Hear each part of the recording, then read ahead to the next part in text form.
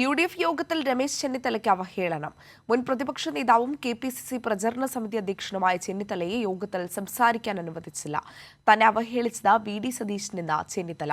മുതിർന്ന നേതാക്കളെ അമർഷം അറിയിച്ചിട്ടുണ്ട്. നടപടിയിൽ ഘടകകക്ഷി നേതാക്കൾക്കും അമർഷമുണ്ട്.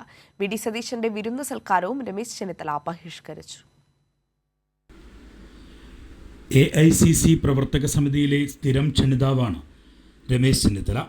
പാർലമെന്റ് തെരഞ്ഞെടുപ്പിലെ KPCC പ്രചാരണ സമിതി അധ്യക്ഷൻ. എന്നാൽ ആ രമേശ് ചെന്നിത്തലയെയാണ് തെരഞ്ഞെടുപ്പ് വിജയത്തിന് ശേഷം നടന്ന ആദ്യ UDF യോഗത്തിൽ സംസാരിക്കാൻ അനുവദിക്കാതിരുന്നത്. മാണി സി കാപ്പൻ ഉൾപ്പെടെയുള്ള ഏറ്റവും ചെറിയ ഘടകകക്ഷി നേതാക്കൾ പോലും യോഗത്തിൽ സംസാരിച്ചു. ഇതിനു പിന്നിൽ VD സതീശൻ ആണെന്നാണ് രമേശ് ചെന്നിത്തല മുതിർന്ന കോൺഗ്രസ് നേതാക്കളെ അറിയിച്ചത്. സംസാരിക്കാൻ അനുവദിക്കാത്തതിലുള്ള കടുത്ത അമർഷവും നേതാക്കൾക്ക് മുന്നിൽ രമേശ് ചെന്നിത്തല പ്രകടിപ്പിച്ചു. മുൻ പ്രതിപക്ഷ നേതാവ് കൂടിയായ രമേശ് ചെന്നിത്തലയെ സംസാരിക്കാൻ അനുവദിക്കാത്തതിൽ ഘടകകക്ഷി നേതാക്കൾക്കും കടുത്ത അതൃപ്തിയുണ്ട്. തെരഞ്ഞെടുപ്പ് വിജയം അവലോകനം ചെയ്യൽ മാത്രമായിരുന്നു UDF യോഗത്തിന്റെ അജണ്ട. പ്രതിപക്ഷ നേതാവിന്റെ ഔദ്യോഗിക വസതിയായ കണ്ടോൺമെന്റ് ഹൗസിലാണ് യോഗം ചേർന്നത്.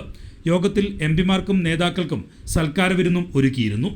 UDF യോഗത്തിൽ സംസാരിക്കാൻ അനുവദിക്കാത്തതിലെ അമർഷം പരസ്യമാക്കി രമേശ് ചെന്നിത്തല വിരുന്നു സൽക്കാരം ബഹിഷ്കരിച്ചു. തെരഞ്ഞെടുപ്പ് വിജയത്തിന്റെ ക്രെഡിറ്റ് ഏറ്റെടുക്കാനുള്ള സതീശന്റെ നീക്കമാണ് കേരളത്തിലെ കോൺഗ്രസിന്റെ മുതിർന്ന നേതാവ് കൂടിയായ രമേശ് ചെന്നിത്തലയ്ക്ക് നേരിട്ട അവഹേളനം. AICC general secretary KC വേണുഗോപാലും KPCC president K സുധാകരനും മത്സരരംഗത്തായിരുന്നു.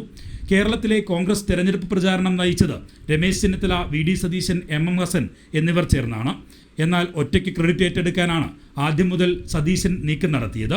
ഇതിനെതിരെ സുധാകരൻ പരസ്യമായി അതൃപ്തി രേഖപ്പെടുത്തിയിരുന്നു. തൻ്റെ തെരഞ്ഞെടുപ്പ് തോൽവിയിലെ അമർഷം പരസ്യമായി രേഖപ്പെടുത്തി മാറി നിൽക്കുന്ന K മുരളീധരനെ അനുനയിപ്പിക്കാൻ ഇതുവരെ കഴിഞ്ഞിട്ടുമില്ല.